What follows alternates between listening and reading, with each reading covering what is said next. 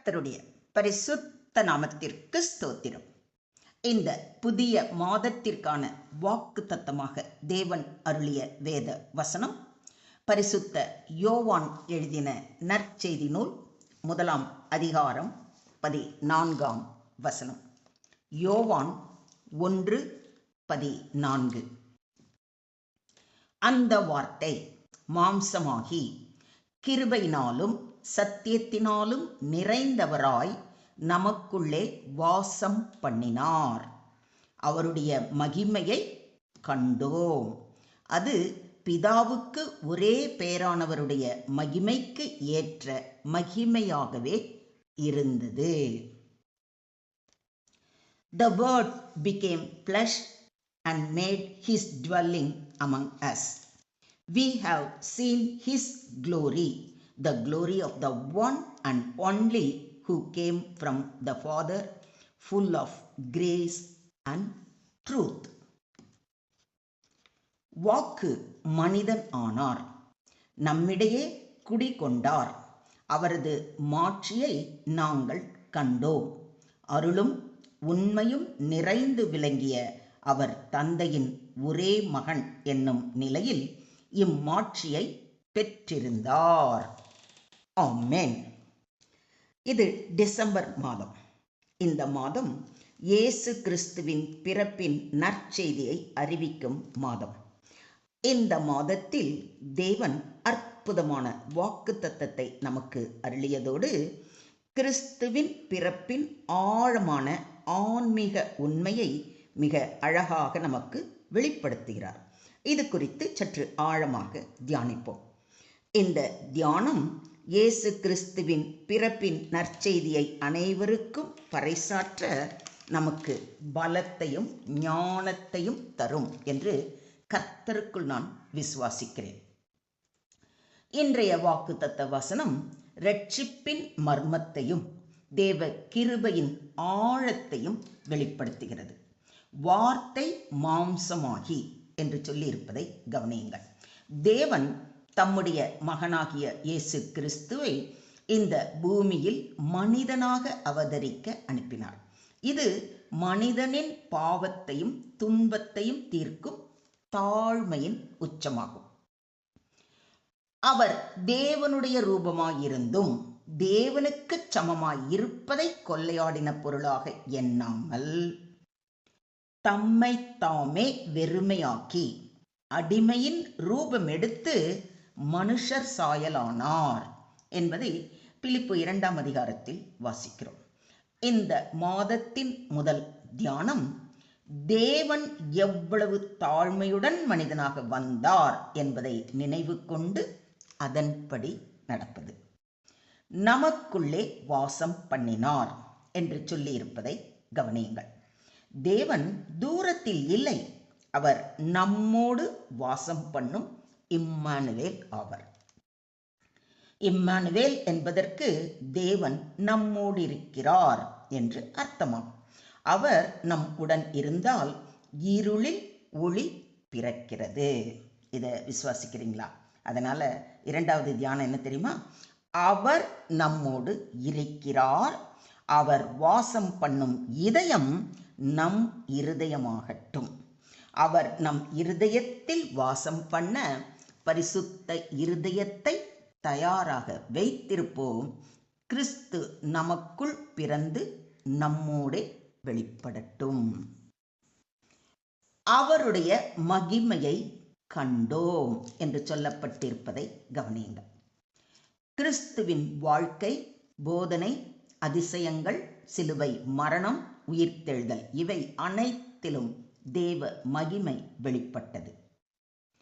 இருளில் இருந்து வெளிச்சத்தை பிரகாசிக்கச் சொன்ன தேவன் இயேசு கிறிஸ்துவின் முகத்தில் உள்ள தமது மகிமையின் அறிவாகிய ஒளியை தோன்ற பண்ணும் பொருட்டாக எங்கள் இருதயங்களிலே பிரகாசித்தார் என்று பவுலடிகளார் கூறுவதை கொரிந்தியருக்கு எழுதின 2 நிருபம் 4 அதிகாரம் 6 வசனத்தில் வாசிக்கிறோம். 3வது தியானம் இயேசு கிறிஸ்துவின் முகத்தில் உள்ள மகிமையின் அறிவாகிய ஒளி நம் இருதயங்களில் பிரகாசிக்க அவரது வார்த்தைகளை அனுதினமும் வாசித்து நேசித்து அதன்படி நடக்க வேண்டும். நம் இருதயங்களில் பிரகாசிக்கும் ஒளி மற்றவர்களுக்கு வழிகாட்டுதலாக அமைய வேண்டும். இதை விசுவாசிக்கிறீங்களா? கிருபையிலும் சத்தியத்திலும் நிறைந்தவர். அவர் கிருபையால் மன்னிக்கிறார், சத்தியத்தால் நம்மை வழி நடத்துகிறார்.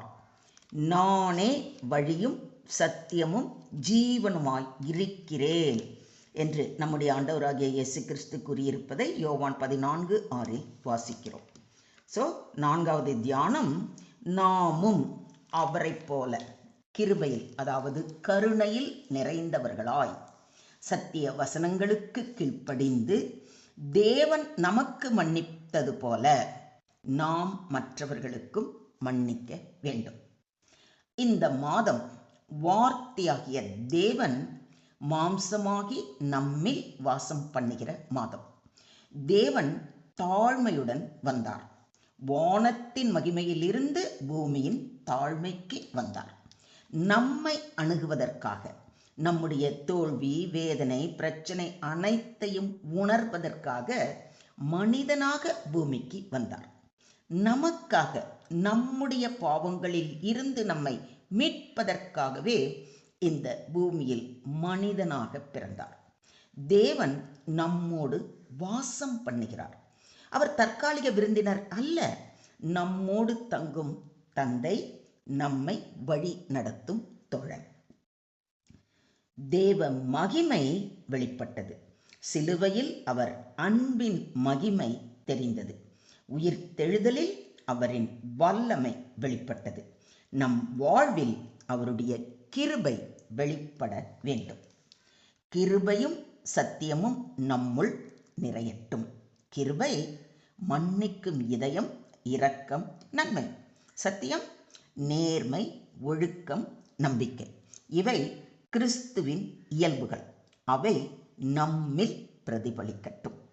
இந்த வாக்குத்தத்தம் மூலம் நமக்கு வழங்கப்படும் ஆசீர்வாதம், தேவன் நம்முடன் வாசம் பண்ணுவார். நம் குடும்பத்தில் அவருடைய மகிமை வெளிப்படும். நம் வாழ்க்கை கிருபையாலும் சத்தியத்தாலும் நிரம்பியதாக இருக்கும். நீங்கள் கிறிஸ்துவின் ஒளியை பெற்று மற்றவர்களுக்கு வழிகாட்டுவீர்கள். இந்த மாதம் முழுவதும் அவருடைய பிறப்பின் நற்செய்தியை அறிவிப்பதோடு அவருடைய பிள்ளைகளாய் அவருடைய நாம மகிமைக்கு சாட்சியாக வாழ்வீர்கள். இதை விசுவாசிக்கிறீங்களா? Today's promised word reveals the mystery of God's love, that is Jesus Christ, the eternal word, became human to dwell with us.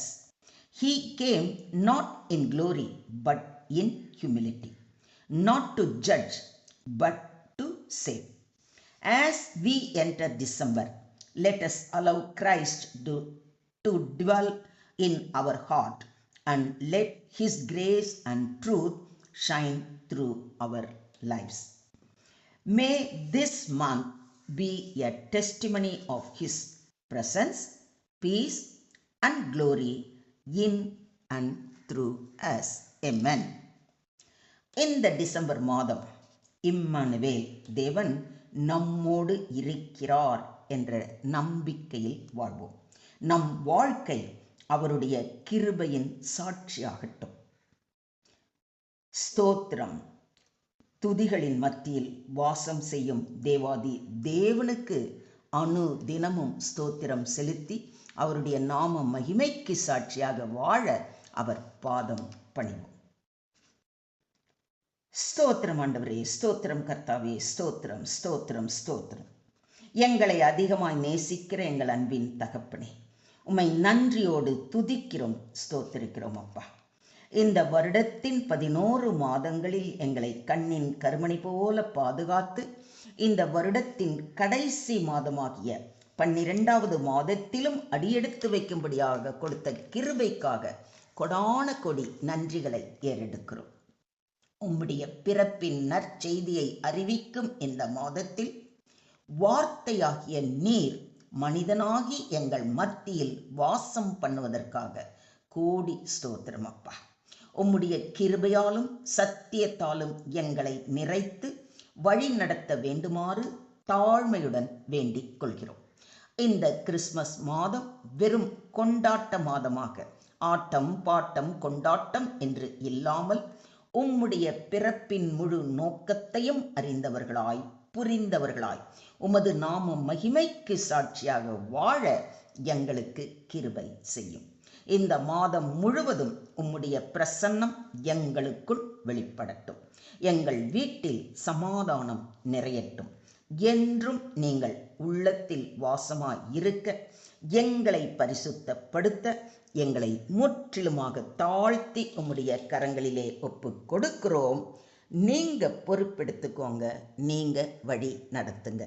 எல்லா துதியும் எல்லா கணமும் எல்லா மகிமையும் ஒருவருக்கே செலுத்துகிறோம். மீட்பர் இயேசுவின் மூலம் ஜெபம் கேளும் எங்கள் ஜீவனுள்ள தகப்பனே, ஆமென்.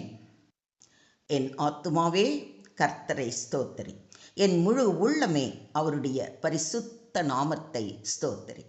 என் ஆத்துமாவே கர்த்தரை ஸ்தோத்திரி, கர்த்தர் செய்த சகல உபகாரங்களையும் மறவாதே. ஆமென். May God bless you all a very, very, very happy, prosperous, blessed, holy, peaceful, joyful, safeful, successful and victorious month. May God bless you all. Have a happy Christmas month.